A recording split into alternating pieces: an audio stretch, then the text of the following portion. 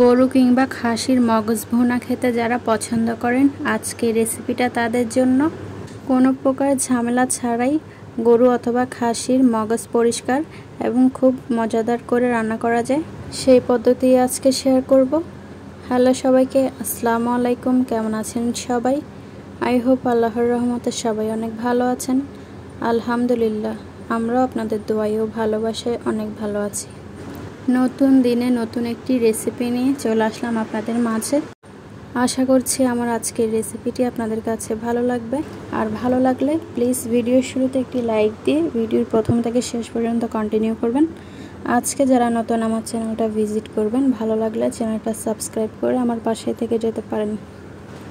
গরুর মগজ অথবা খাসির মগজ খেতে আমরা কম বেশি সবাই খুব পছন্দ করি, আর আমার তো ভীষণ পছন্দের একটি খাবার। আমি কিভাবে রান্না করি সেটাই আপনাদের সাথে আজকে শেয়ার করব। তো চলুন দেখে আসি খুবই সহজ উপায়ে গরুর মগজ ভুনা রেসিপি।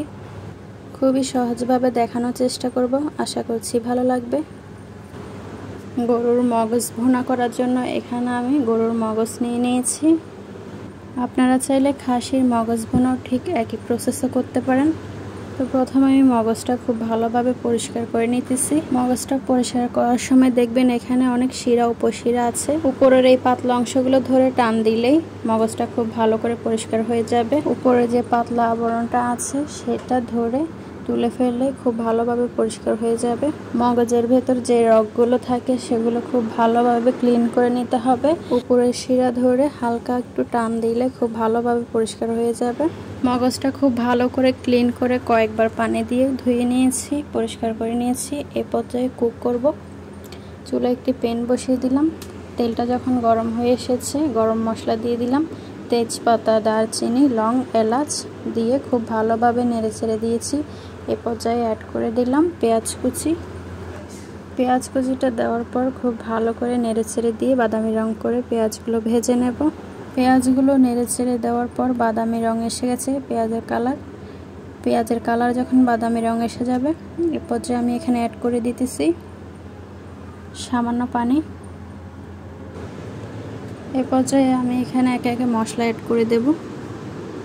অ্যাড করে দিলাম আদা বাটা, সাথে দিয়ে দিলাম রসুন বাটা, দিয়ে দিলাম জিরা বাটা, সবশেষে দিয়ে দিলাম পেঁয়াজ বাটা। এই পর্যায়ে মশলাটা আমি খুব ভালো করে নেড়েচেড়ে দেব। বাটা মশলা অ্যাড করার পর মশলাটা খুব ভালো করে নেড়েচেড়ে দিয়েছি।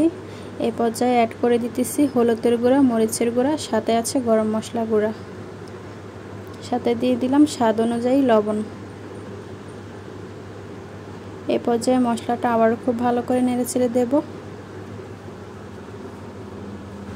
সমস্ত মশলা খুব ভালো করে নেড়েচেড়ে দিতেছি। মশলাটা খুব ভালো করে সময় নিয়ে কষাতে হবে।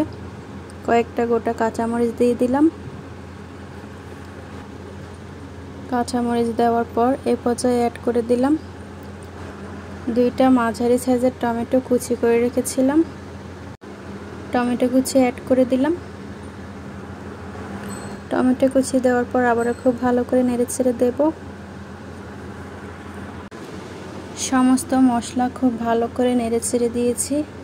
এই পর্যায়ে ঢাকনা দিয়ে ঢেকে বেশ কিছুক্ষণ খুব ভালো করে কষাতে হবে। ঢাকনা দিয়ে দিলাম, ফিরে আসছি মশলা কষানো হয়ে গেলে। কিছুক্ষণ পর ঢাকনা খুলে একবার দেখে নেব। মশলাটা খুব ভালো করে কষানো হয়ে গেছে, মশলার গায়ে থেকে তেল ছেড়ে গেছে। এই পর্যায়ে আরও একবার নেড়ে দিতেছি। মশলাটা খুব ভালো করে নেড়ে দিয়েছি। এই পর্যায়ে আমি এখানে মগজগুলো দিয়ে দেব। মগজটাকে আমি ছুরি দিয়ে ছোট ছোট পিস করে কেটে নিয়েছি। আপনারা আপনাদের পছন্দ অনুযায়ী কেটে নেবেন। মগজটা আমি দিয়ে দিলাম। মগজটা দেওয়া হয়ে গেলে মশলার সাথে মগজটা খুব ভালো করে নেড়েচেড়ে মিশিয়ে দেব। মগজটা খুব ভালো করে মশলার সাথে নেড়েচেড়ে মিশিয়ে দিয়েছি। এই পর্যায়ে ঢাকনা দিয়ে ঢেকে দেব। ঢাকনা দিয়ে দিলাম। 10 মিনিট পর ঢাকনা খুলে আরও একবার খুব ভালো করে নেড়েচেড়ে দেব। ঝোলটা একটু শুকিয়ে এসেছে, মগজটা একদম ভুনা ভুনা হবে। আমি খুব ভালো করে নেড়েচেড়ে দিয়েছি। এ পর্যায়ে ঢাকনা দিয়ে ঢেকে দেব আবারও। আবারও ঢাকনা দিয়ে দিলাম। এইভাবে কিছুক্ষণ পরপর ঢাকনা খুলে একবার করে খুব ভালো করে নেড়েচেড়ে দিয়ে মগজ ভুনাটা কুক করে নেব। একদম ভুনা ভুনা যখন হয়ে আসবে এই পর্যায়ে বুঝে নিতে হবে মগজটা রান্না করা হয়ে গেছে। ঝোলটা একদম শুকিয়ে এসেছে, একদম ভুনা ভুনা হয়ে গেছে। মগজটা আমার ভুনা করা হয়ে গেছে। এই পর্যায়ে আমি চুলা থেকে নামিয়ে সার্ভ করে নেব। মগজ ভুনাটা আমি নামিয়ে সার্ভ করে নিয়েছি।